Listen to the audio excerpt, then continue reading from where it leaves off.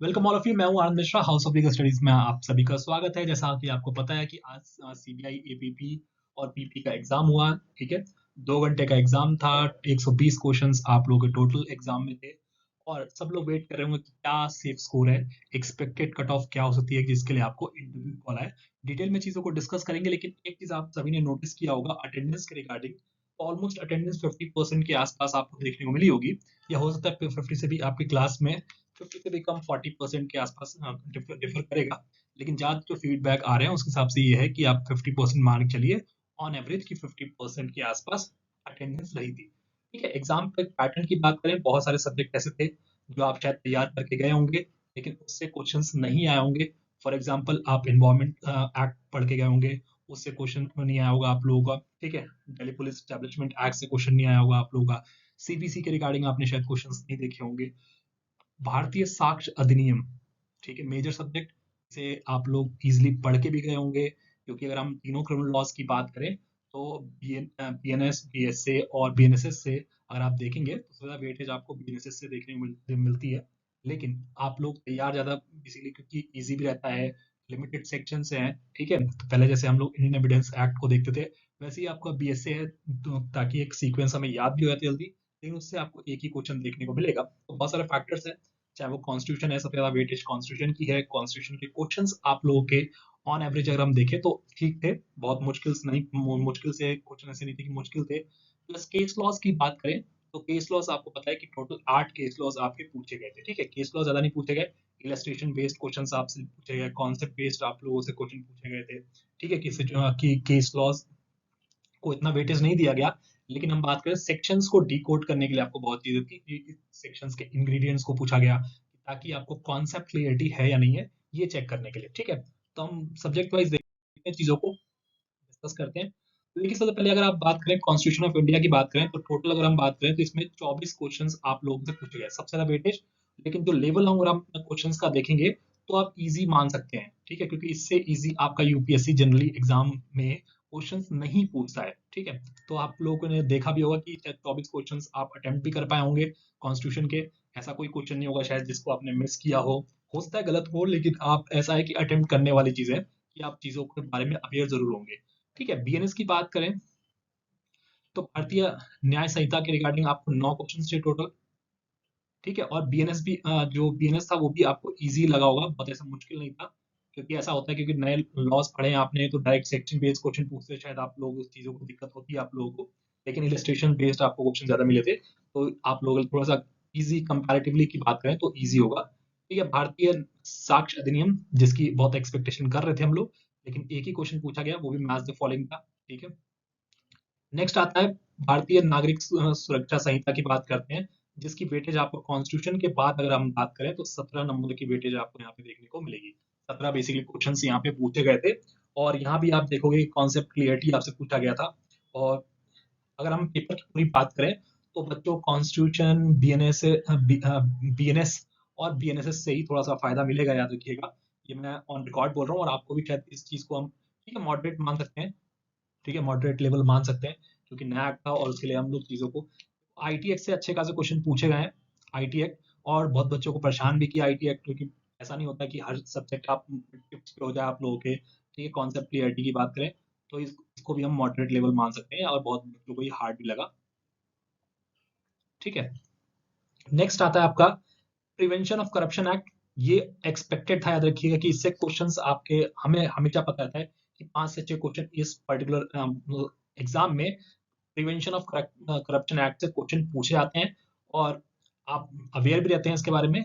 तो 5 क्वेश्चन पूछे गए थे, मॉडरेट लेवल हम इसको कंसीडर कर सकते हैं। ठीक है, कंपनीज एक्ट सबसे चौंकाने वाला, जितना एक्सपेक्ट शायद नहीं किया होगा आप लोगों ने, लेकिन एक्सपेक्टेशन कभी भी पूरी नहीं होती एग्जाम्स में, है ना, अनएक्सपेक्टेड चीजें होती हैं। तो कंपनीज एक्ट से 15 क्वेश्चंस आप लोगों के पूछे गए थे और इसी में सबसे ज्यादा जो स्टूडेंट्स को परेशानी हुई है, याद रखिएगा, बहुत बच्चे कंफ्यूज रह गए थे। ठीक है, अब ये भी है ना कि एग्जाम में आप सारे क्वेश्चंस छोड़ भी नहीं सकते, और इतने सारे क्वेश्चंस एक ही सब्जेक्ट के आ जाए तो ही बहुत एक्सपेक्टेशन बिल्कुल कम हो जाती है हमारी, है ना, एग्जाम में। लेकिन आपको देखो इस चीज को अगर आप देखो ध्यान से तो ये हार्ड की कैटेगरी में रखेंगे हम लोग इसको अभी। ठीक है, उसके बाद आपको सीबीसी से शायद कोई क्वेश्चन नहीं आया था, अगर मैं गलत हूं तो बता जरूर बताइएगा, है ना, शायद कोई मिस कर दिया मैंने तो कोई।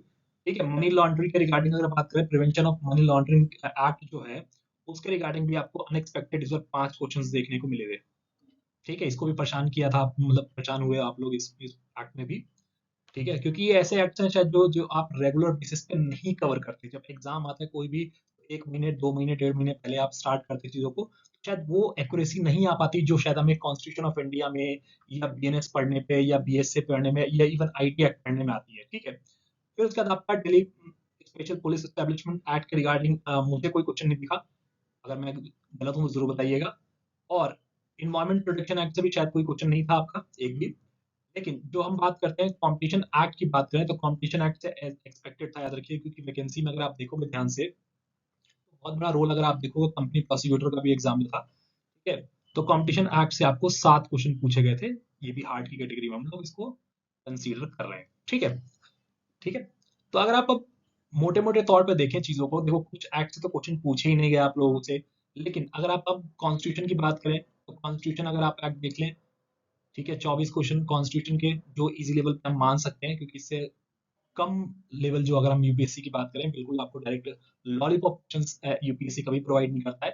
फिर बीएनएस, आप बीएनएस में कोई दिक्कत नहीं होगी, 9 क्वेश्चन यहाँ पे दिख रहे हैं आप लोगों को। ठीक है, फिर आपका एक क्वेश्चन ये बेसिकली जो भारतीय साक्षरता अधिनियम चाहे सबने ही सही किया होगा, मैथ द फॉलोइंग था तो। फिर बीएनएसएस से 17 क्वेश्चन है। ठीक है, तो अगर आप इन्हीं एक्ट्स को देख लो, और एज एक्सपेक्टेड की बात करते हैं, तो हम लोग करप्शन एक्ट की बात करेंगे, या हम लोग बात करते हैं कंपनीज एक्ट, तो कंपनीज एक्ट आपका मुश्किल था, ऑब्वियस बात है। तब भी अगर आप देखो 60-65 क्वेश्चन अगर आप इन एक्ट्स के ध्यान से देखो, तो आप उसको कर सकते थे बहुत आराम से। ठीक है, और आपने बाकी एक्ट्स अच्छे से कवर किए थे, तो उसके बेसिस पे आपका डिपेंड करता है। ठीक है, अब हम बात करते हैं ऑन एवरेज की बात करें, तो इलस्ट्रेशन बेस्ड क्वेश्चन बहुत थे, कॉन्सेप्ट बेस्ड भी है, कॉन्स्टिट्यूशन आपको इजी लगा होगा, बीएनएस इजी लगा था। ये सब चीजें हमारी देखने को मिलेंगी। ठीक है, अब जो अटेम्प्ट की बात करें ना, हम बात करते हैं अटेम्प्ट की, तो अटेम्प्ट में अगर आप देखो ध्यान से, तो मैक्सिमम स्टूडेंट्स का जो अटेम्प्ट हुआ है ना, हम नेक्स्ट स्लाइड देख लेते हैं। ठीक है, जो अटेम्प्ट की बात करेंगे, अटेम्प्ट जो है ना, वो 80 से 90 क्वेश्चन से ऊपर नहीं हुआ है। ज्यादातर स्टूडेंट्स, मेजोरिटी की बात करते हैं हम लोग, 80 से 90। अभी कोई बच्चा अगर कह रहा है कि मैंने 120 क्वेश्चन अटेम्प्ट कर दिए, तो फिर वो अनरियलिस्टिक चीजें हैं। ठीक है, और आपको 2 घंटे में इस लेवल का पेपर है जिसमें आपको बहुत सोच समझ के मार्क करना होता है, सिचुएशन बेस्ड होते हैं बहुत सारे, एक एक वर्ड आपको अच्छे से कवर करना होता है। ऐसा नहीं हो कि डायरेक्ट सेक्शन बेस्ड है, आपको सेक्शन याद है तो फट से मार्क कर दिया। ठीक है, तो कितना भी क्वेश्चन आपको छोटा दिखेगा, लेकिन वो आप में उसमें कुछ ना कुछ कॉन्सेप्ट क्लियरिटी की बात की जाती है। 80-90 स्कोर, और इससे ज्यादा बेसिकली अटेम्प्ट की बात भी नहीं कर रहा, क्योंकि मैंने सेफ स्कोर की जब बात की तभी मैंने कहा था कि आप ऐसा मत सोचना कि आप 200 120 में से 120 क्वेश्चंस को अटेम्प्ट कर लोगे तभी आपका सिलेक्शन होगा। आपकी एक्यूरेसी मैटर करती है, याद रखिएगा। ठीक है, कितने आप एक्यूरेसी के साथ आंसर दे रहे हैं वो ज्यादा मैटर करेगा इस एग्जाम में, याद रखिएगा। अगर हम बात करें कि 80 85 या 90 क्वेश्चन अगर आपने अटेम्प्ट किए हैं, या 95 भी किसी बच्चे ने कर लिए हैं, तो एक 1/3 पर नेगेटिव मार्किंग भी आपको याद रखिएगा, इसको आप इग्नोर नहीं कर सकते। 1/3 नेगेटिव मार्किंग है, लेकिन मैं मान के चलूं कि ऑन एवरेज अगर आप मान लीजिए कि 200 नंबर का अटेम्प्ट किया है, 200 मार्क्स का अटेम्प्ट हुआ है, अगर मान लीजिए किसी ने 80 क्वेश्चंस जो आपको लगता था कि नहीं ये सही हो सकते हैं मेरे, उसको आपने एक्यूरेसी के साथ और 10-15 क्वेश्चंस और एक्स्ट्रा अटेम्प्ट कर दिए, उसको हम छोड़ दीजिए। ठीक है, तो 200 से 220 ऑलमोस्ट आपने अटेम्प्ट किया, याद रखिएगा। ठीक है, ऑलमोस्ट मेजोरिटी ऑफ स्टूडेंट की बात कर रहा हूँ, 80% से ऊपर बच्चों की बात कर रहे हैं। ठीक है, हम 2 4 5% की बात नहीं कर रहे। 200 मार्क्स में से अगर आप बात करें, तो अब यहाँ एक्यूरेसी का पूरा खेल आ जाएगा। ठीक है, और एक्यूरेसी ऐसा नहीं होता कि आपकी 100% एक्यूरेसी मिल जाए आपको। ठीक है, कोई भी अगर एग्जाम बात करते हैं जब यूपीएससी लेवल में, तो 100% एक्यूरेसी नहीं मिलेगी आपको। आप मान चलिए कि जो आपको बहुत क्वेश्चन अच्छे से आते थे, ठीक है, 80% की एक्यूरेसी हम मान के भी चल रहे हैं उसको। ठीक है, तब भी आपका 160 के अराउंड बनता है, 160 मार्क्स बनते हैं। लेकिन जो आपकी एक्यूरेसी 80% है, 20% गलत भी तो होंगे या 15% गलत भी तो होंगे, तो आपके नेगेटिव भी है फिर 1/3, तो डाउन आपका आ जाएगा। ठीक है, तो मान के चलिए कि 150 या 140 की बात करते हैं, तो इस टाइप का जो स्कोर है वो आपका सेफ माना जाएगा। ठीक है, क्योंकि नेगेटिव मार्किंग भी है, सब चीजें मान के चलोगे, तो चीजें ऐसे ही आपकी कम हो जाती हैं। ठीक है, ये चीज समझना। प्लस अटेंडेंस मैं ऑलरेडी डिस्कस कर चुका हूँ, 50% के आसपास अटेंडेंस थी, उससे हमें कोई मतलब नहीं है। ऑब्वियसली जो कंपटीशन होता है वो क्रीमी लेयर बच्चों में होता है। ठीक है, जो बच्चे प्रिपेयर कर रहे हैं अच्छे से, जो 20, आप ये भी सोचना कि जो टॉप 20% किसी भी एग्जाम में कितनी भी भीड़ हो उससे कोई फर्क नहीं पड़ता। आपका कंपटीशन जो है वो आपका 20%, टॉप जो 20% जो बच्चे होते हैं ना, उन्हीं में कंपटीशन होता है। ठीक है। अब किसी बच्चे को 50 क्वेश्चन आते होंगे लेकिन उसने बच्चे ने 120 क्वेश्चन कर दिए, नहीं होगा उसका सिलेक्शन, नेगेटिव भी आपका इतना हो जाएगा। ठीक है, आप 50 में ऐसा नहीं है ना कि 50 के 50 क्वेश्चन आप बिल्कुल 100% सही कर लो, उस बच्चे की भी एक्यूरेसी 80% 90% होगी। और जिसने 80% 80 क्वेश्चन 90 क्वेश्चन किए अटेम्प्ट अच्छे से, ठीक है, अगर आपको कॉन्फिडेंस है कि मेरे 80 के आसपास 70 75 75 के आसपास क्वेश्चन सही होंगे, तो आप मान चलते हैं कि 140 135 140 के आसपास स्कोर आपका एक बन सकता है, जो कि एक सेफ स्कोर होगा। ठीक है, अब हम बात करते हैं कट ऑफ क्या हो सकती है।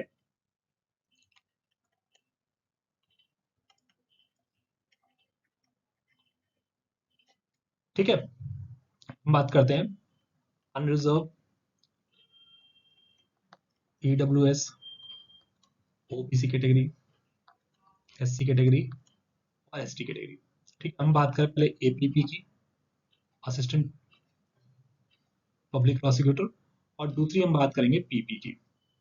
ठीक है, और ये आपको पता है सबको कि एपीपी से कम ही जाएगी कट ऑफ आपकी पब्लिक प्रोसिक्यूटर की। ठीक है, क्योंकि एक टाइम भी होता है कि आप 7 साल से ऊपर की प्रैक्टिस कर रहे हैं, तो आपके पास टाइम भी नहीं होता उतना कि आप इतना पढ़ पाए, है ना, पढ़ाई में ध्यान दें। ये सारे फैक्टर्स रहते हैं, एज फैक्टर भी आपका हमेशा कहीं ना कहीं आपको ये दिक्कतें। ठीक है, तो अनरिजर्व में अगर हम बात करें तो अनरिजर्व में क्या कट ऑफ जा सकती है। ठीक है, एपीपी की बात करें तो 145 प्लस अगर आपका स्कोर आ रहा है, ठीक है, तो आप बिल्कुल सेफ है। और मैं कह रहा हूँ कि 160 अगर क्रॉस कर गया है किसका भी 160, तो आप मान के लिए कि आप सिलेक्शन हो जाएगा आप लोगों का।